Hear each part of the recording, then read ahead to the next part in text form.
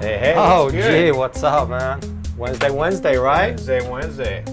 Okay, we got Transformers. What are we going? Well, what's supposed to be a Toys R Us exclusive Soundwave turned out to be a fake. So, trying to figure out the process. Well, let's take a look. What's going on? Hey guys, what's good? You're watching the Best Damn Comic Show, episode 26.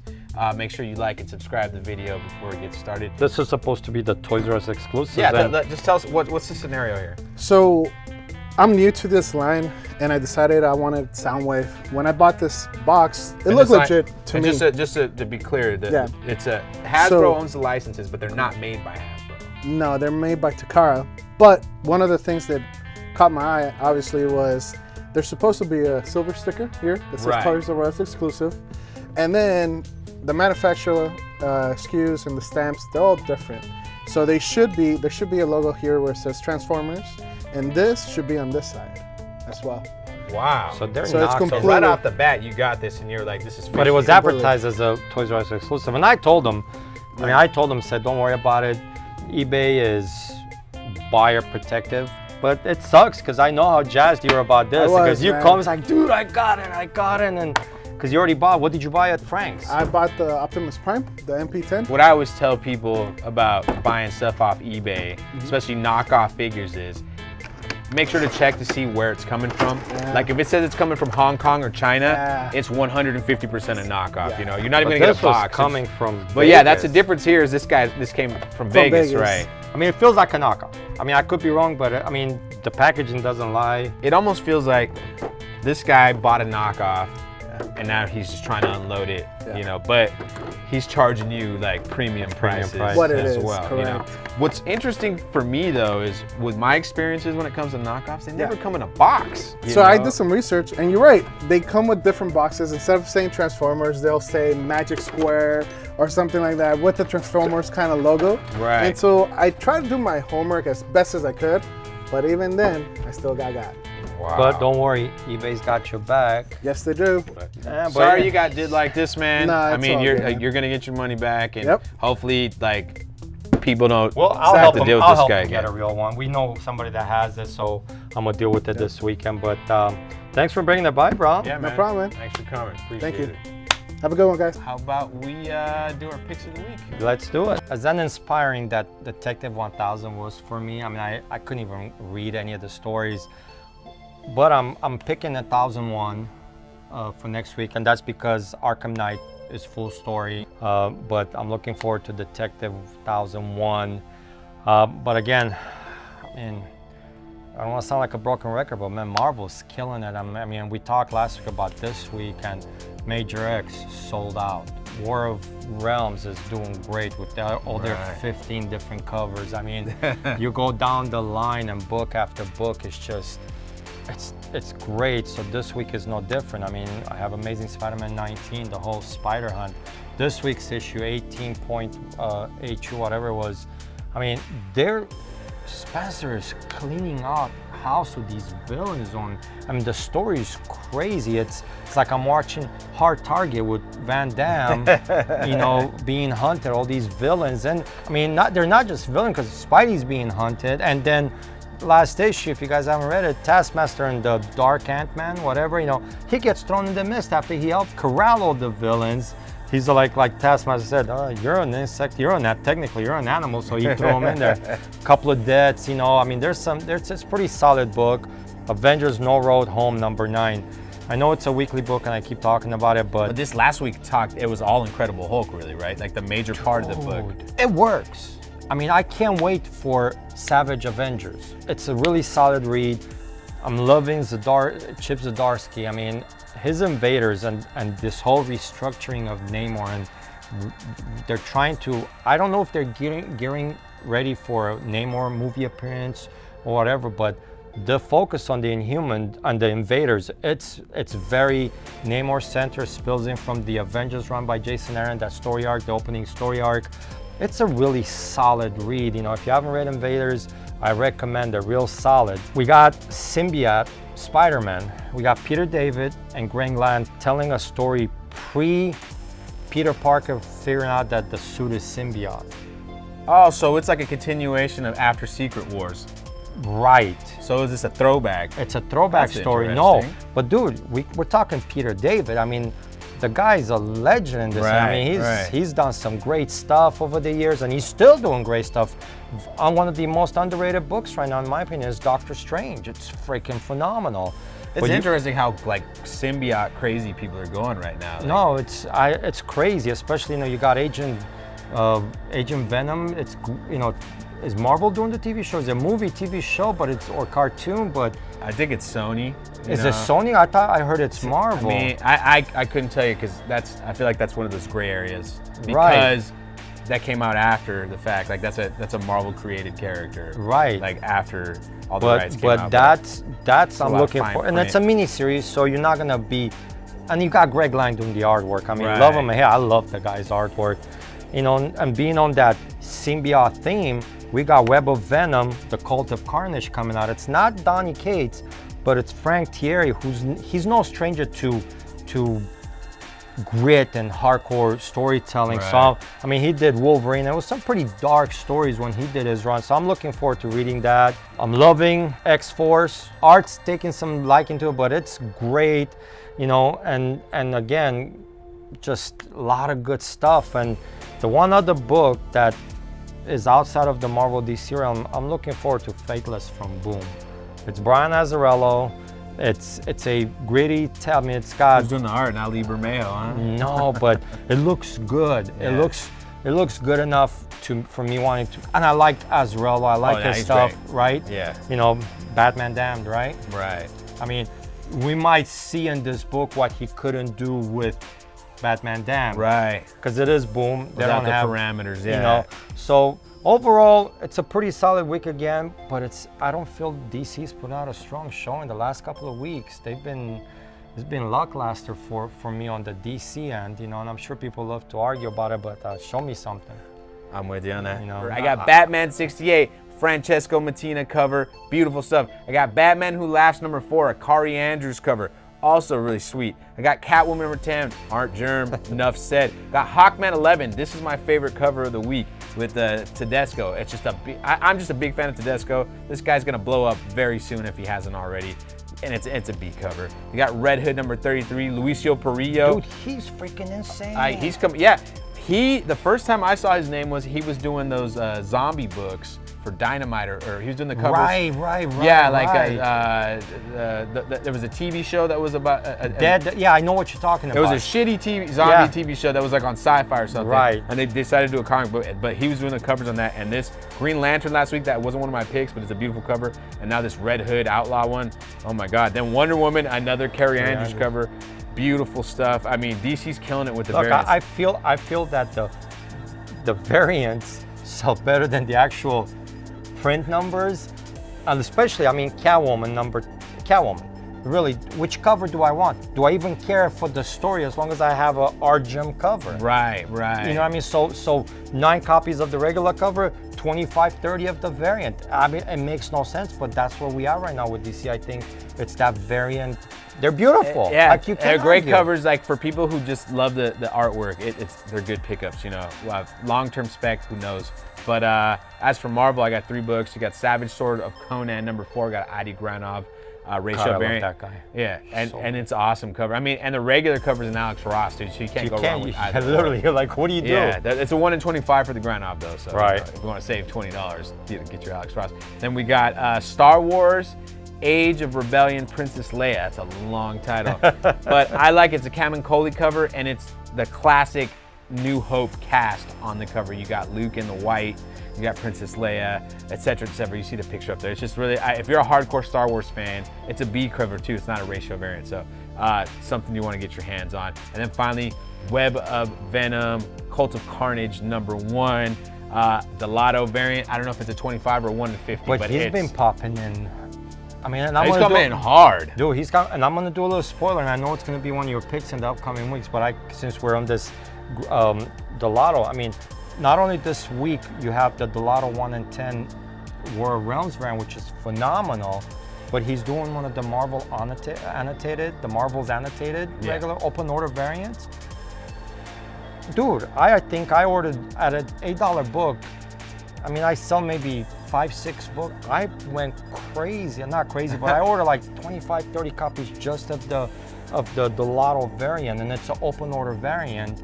It's so freaking beautiful. And I know I'm seeing the thunder on this one, but I'm like, the Lotto's popping left and right. I mean, from the Joker Who Laughs, we had them do the Batman cover. Right. No, it was the whatever that one shot. So he's strong. We're seeing a lot of the Lotto variants out there. And it's just great stuff, guys. And you see the artwork up on the screen. You saw it. I mean, if you can get your hands on the stuff, pick it up because it's really nice. And a lot of stuff we talk about, it's open orders.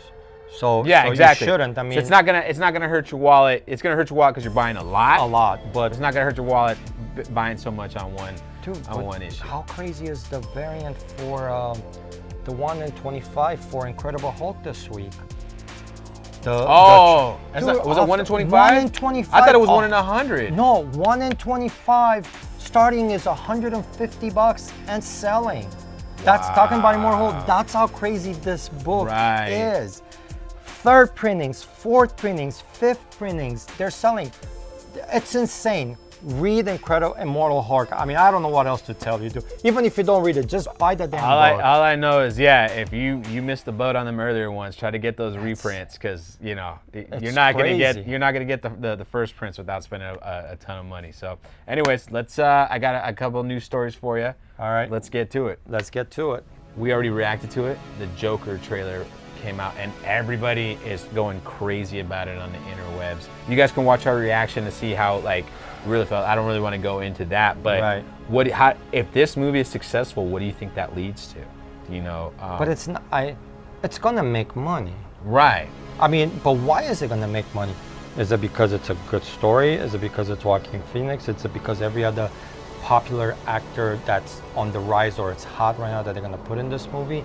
I mean, like somebody earlier said, you take the name Joker out, it's gonna be a good movie. It could be any good movie. It could be Patch Adams gone crazy.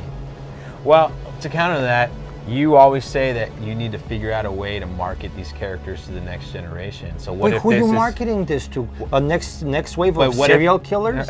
I mean, honestly, who are you marketing this movie? Look, like I said, we pull our movies. Everything we watch on TV comes from life experiences. Yeah. Now, CW, a lot of social warrior shows, everything. Every channel has something that they pull because that's what we see. That's what we do. Joker. They want to make you like this character. Why would I want to like the Joker? He's a freaking criminal. I mean, but people always like villains. I understand and Joker's that. Still a popular character. Yes, no doubt. But he's psycho, bro. He is. And, well, let me ask you on a pure speculation level. Do you think that maybe this is gonna make the book that Azzarello and Lee Bermejo did, the hardcover graphic novel Joker book? Do you think stuff like that's gonna pop on the secondary market? No, I don't think so. What book do you think is gonna pop? Do you think The Killing Joke is gonna pop? What? Given the experience with DC movies, Warner Brothers movies.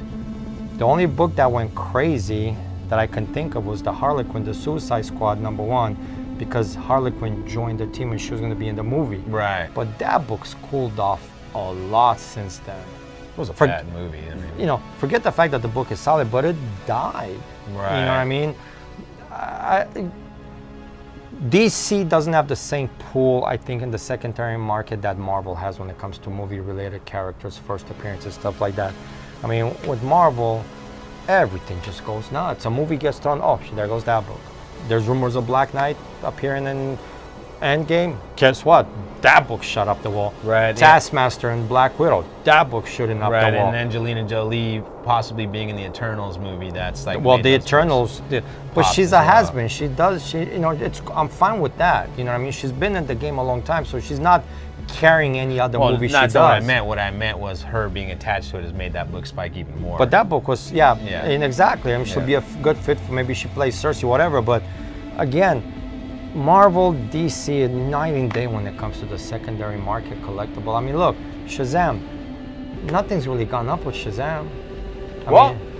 Patrick's went and bought all these copies from Heidi Ho Comics, but I think if the movie does really well, that Shazam book's gonna pop. Whether or not that book should have popped. You know what's gonna pop? It's maybe the new series. Well, but you know what the problem with Shazam is that, you know, DC has had the license to Shazam for 50 years now, and he's only been in what, maybe 100 books total on that time span. Because Jeff Johns did a great. Jerry the Ordway had a book called Power of Shazam. Great, solid read. It's not even in print. Just never did well. What I'm saying is like the ongoing series have not done well, so there's not a lot of exposure to the character. But this movie might be leads people. And you're right. Maybe this new ongoing series is what's gonna pop. Their approach to movies is different than Marvel. Remember, Marvel has a outlet for these characters now, which is Disneyland. Half of California Adventure is going to be turned into Marvel New York. Every character, villain or hero, it's going to run around these parks. They're already not, but you'll see as it gets built and finished, you're going to see a slew of characters. Warner Brothers. Pretty awesome. What do you have?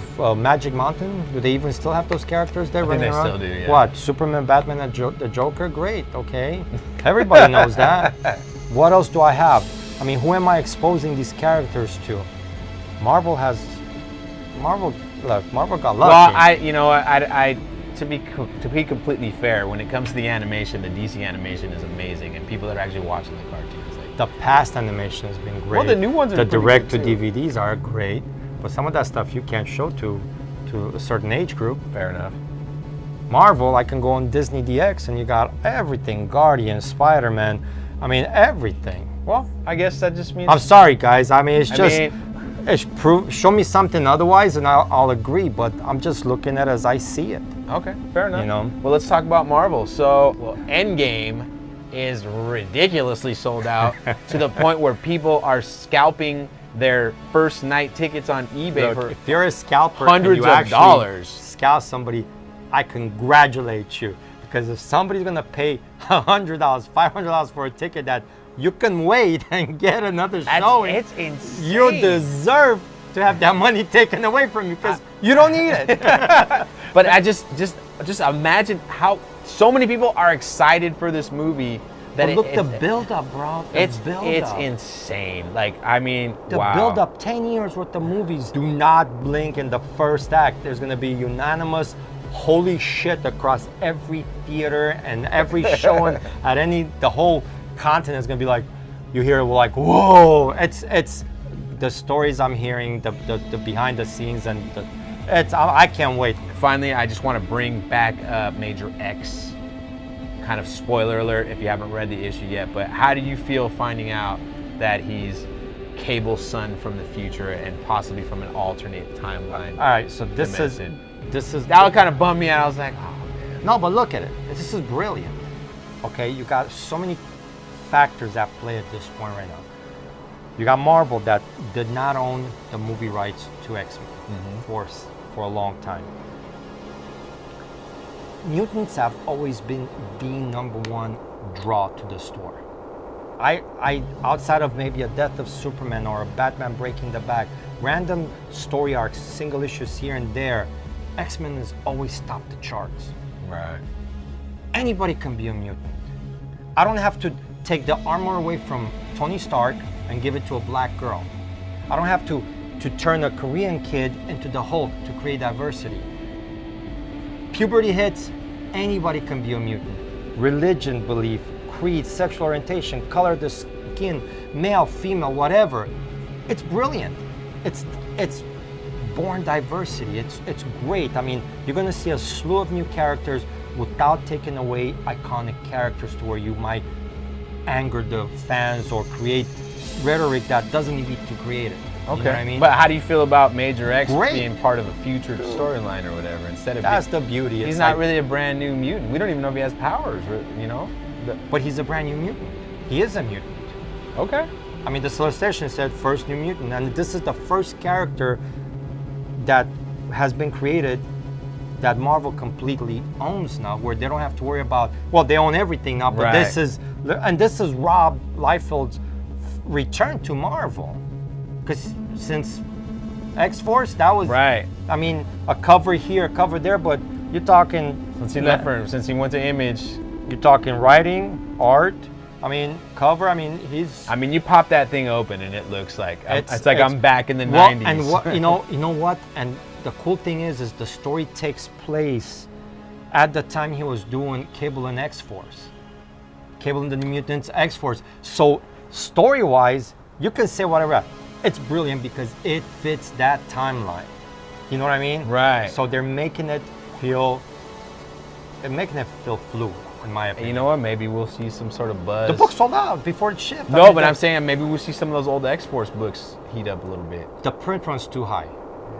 I mean, if they haven't gone up, they might, again, the whole X-Force movie was a little, and that got canceled. If it connects, well, if it connects somehow, I mean, well, just wait till Marvel starts doing. I mean, we know movies. New Mutants '98 has like 75 million copies out there, and people are still like getting a few $100s for it. So just wait till they make their first movie. Everything's gonna start moving up, you know. All right, fair enough. But yeah, pick it up. Book sold out. I mean, I've had guys come in, their friends, Riverside, whatever parts of the city, books are sold out. I don't think they're sold out. I think a lot of these are hoarding the book. Right. And pop, because the book, when they announced that it was sold out and they're going to second print, a lot is like, you know what, let me hold 10 copies back. I'm sold out. How can you be sold out by 10? You open the store at 11 and 11:05 you're sold out. So be careful. Be aware of the false buzz. There's definitely something to worry about. But keep an eye on Mutant books. Yeah. You're gonna see a lot of first appearances. Well, that's gonna do it for us, guys. Thanks for watching. Kat, take us away. It's Wednesday. I'm not used to this, but you know, this is the perfect day to let you guys, to remind you to go support your local comic book store, buy print. You know, there's a lot of rumors. I'm hearing left and right. Marvel, Disney's canceling this. DC, we know they're cutting titles down. Dude, spend your money. You got a tax refund. Go out there and buy some comics. All right, we'll see you next time.